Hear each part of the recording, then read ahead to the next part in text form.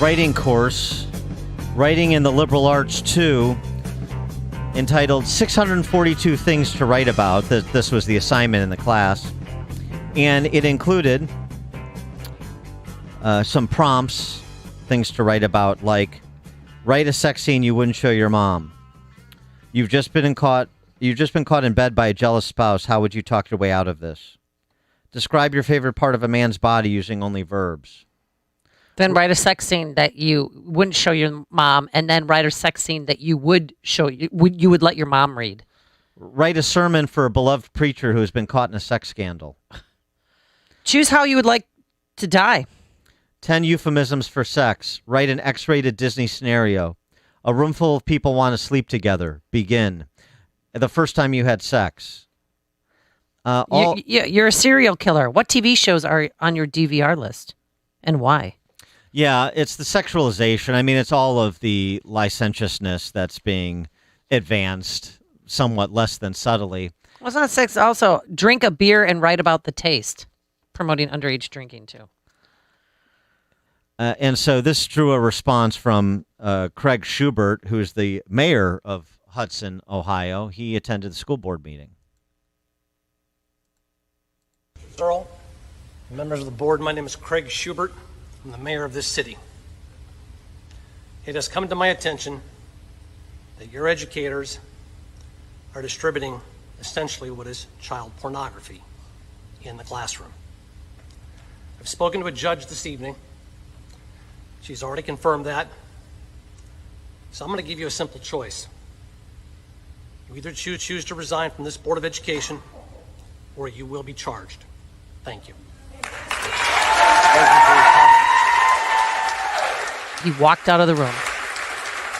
So the board member's initial response has been they're not going to resign. So we'll have to stay tuned if they're charged. To charge criminally a member of a school board for a curriculum choice, that would be an interesting development. I mean, it's raw filth that snuck past the gatekeepers, and they're responsible for allowing this. It's a book that's intended to, they claim, prepare high school students for college. Uh-huh. I thought it's about writing. Yeah. And the quality of writing is what should prepare students for college or life. But I digress. But that ultimatum by the mayor is very interesting. That's a topic unto itself. For more on this, Mary Harrington joins us. She's a contributing editor at Unherd. Mary, thanks for joining us. Appreciate it. Thank you for having me. There's a piece, you wrote this piece in SpectatorWorld.com, The Trans War on the Body. But there's a statement that you make in the piece that sort of frames it, and I think frames the story out of Hudson, Ohio, too. This is sort of writ large. You write, it's increasingly common for American legal structures and social norms to reflect a belief that parental authority over kids should give way to a minor's self-declared identity. And so that certainly is the case with trans, but it's so much bigger than that. It also is the case, like in Hudson, Ohio, with dislodging the parents from the students and the choices they want to make in consultation or at the direction of their teachers in schools, dislodging the parents from the kids' experience in schools. Absolutely. As I wrote in the piece, in Washington state, minors aged 13 and up can now self-admit to mental health conditions and withhold records from parents. Insurers are required to cover gender-affirming care. School-based health centers can be accessed without parental involvement. And when you take that together, that means that you can begin the process of medically beginning gender transition without any input from your parents whatsoever. And I've argued in that piece that what we're seeing here is a great deal bigger than a civil rights question for a fraction of the population. Really, it's about ending the idea that there exists such a thing as human nature. In a sense, it's a war on human nature, an effort to deregulate human nature, and to say, well, we don't have one. And actually, that's mostly being done in the interests of biotech, which is a huge and growing industry. And which is only really held back at the moment by the continued stubborn belief by a significant portion of the population that no, in fact, humans do have a nature, and that we are naturally either one sex or another, and that we do have natural connections, for example, to our parents. and that our parents should naturally have a measure of authority over us, especially when we're children, and that naturally children don't have the capacity to make adult decisions, especially on far-reaching things such as whether or not to induce permanent infertility by taking cross-sex hormones. But really this extends, as you say, far beyond the very small number of people who'd be affected by the transgender discourse. And it's a political push that's being conducted and has actually been underway for some decades. Well, the mainstream media is being driven by the biotech industry. Yeah, but the mainstream media acts as if everybody, half the population is transgender. What are the real numbers? How many transgenders are there out there? It's very difficult to find clear numbers, but the most mainstream recent study I could find estimated something like 0.6% of the population. So really, that's really not a very large number of people. You know, this whole cultural liberation of children from their parents, it seems to me this is part of the, woozy dreamland Marxists are living in and want others to live in, and not purely because they're romantics, because some are power mongers and they have ulterior motives. But the sales job is, look, you can't have a truly egalitarian society if you don't deal with the family structure, because some people are born to better parents than other people. And so this is sort of the first inequality. It's certainly the case that within Marxism it's been taken for granted for a long time, and a number of Marxist theorists, including feminists, but also Marxist economic theorists, believe that unless we destroy the bourgeois family, it's not possible to bring about a completely egalitarian society. But I think there's another even more sinister dimension to the attack on the effort to give children a kind of authority independent of their parents, which in truth, anybody with eyes and a functioning brain, and certainly anybody with children, realizes just they don't have. And that's that the moment you start saying that, for example, an 11 or 12-year-old should be free to make their own decisions, then it becomes very difficult to argue against the idea that an 11 or 12-year-old should be able to consent to sex. Mm-hmm. And I think it's no coincidence, for example, that Noah Belatsky, who's a fairly well-known writer, I believe he's been published at the Atlantic and a number of other places, he tweeted late last year that parent is an oppressive class, and that it's essentially impossible to be a parent without oppressing your children, because you exercise authority over them, and all authority is oppressive.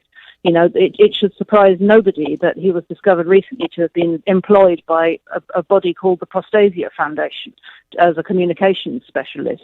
And now the Prostasia Foundation is basically engaged in campaigning for the rights of what they call minor attracted persons. I think we all know what that means in reality. Minor attracted persons, that's the new euphemism for pedophiles? Yeah, quite. Oh my God. So the moment you start arguing that children should be free to make all of their decisions independently of their parents, effectively you're carrying water for pedophiles. That's really where we end up. Mm-hmm. So, on the one hand, we have a biotech lobby that wants to sever children from their parents and deregulate the idea of human nature, so that we humans can be re-engineered at will, and the human body can be opened up as a market for example, experiments in fertility technology, or experiments in creating chimeric human monkey embryos, growing human organs in the lab to make up for the shortfall in transplant tissue, that whole domain. And on the other hand, we have a group of people who are really quite keen to get their hands on your children for sexual purposes. Either way you look at it, the interest, when you start looking at who benefits from the idea of severing children from parental authority, the picture that emerges is a deeply troubling one. You're right. I mean, you're getting at it here, but just to expound, you're right. If humanness is in the mind, meaning being human is just a state of mind, our bodies are mere meat. What do you mean? Yeah, I think if we imagine that our consciousness can be completely separated from what our bodies are, then we should be free to remodel human bodies as we see fit. Now, perhaps at the individual scale, you might say, well, people are free to do with their own bodies, or people ought to be free to do with their own bodies what they see fit. But when you zoom that out to the political scale, it begins to look deeply disturbing, because if human bodies are just meat, then we're sort of biological units to be managed in the aggregate, in order to preserve just bare life at the expense of any, for example, human quality of life. And I think this is one of the key fault lines that's been emerging, for example, in the argument about mask mandates and about how to manage the spread of coronavirus. And there are people on the one hand who are saying, well, no, actually, there are human considerations that should be balanced against infection control, for example, in the quality of life for children at school, and whether or not, for example, a toddler who's having an asthma attack on an aeroplane should be forced to keep their mask on. I don't know if you're aware of the recent story of an American Airlines flight that was turned around, landed, and a family forced to exit the plane because their asthmatic toddler was having an attack and couldn't bear to keep a mask on. They turned the plane round, they kicked the family off the plane, and the plane took off again. Now, you could say that, in fact, that there are human considerations which should be balanced against the question of infection control and those sorts of rigid strictures.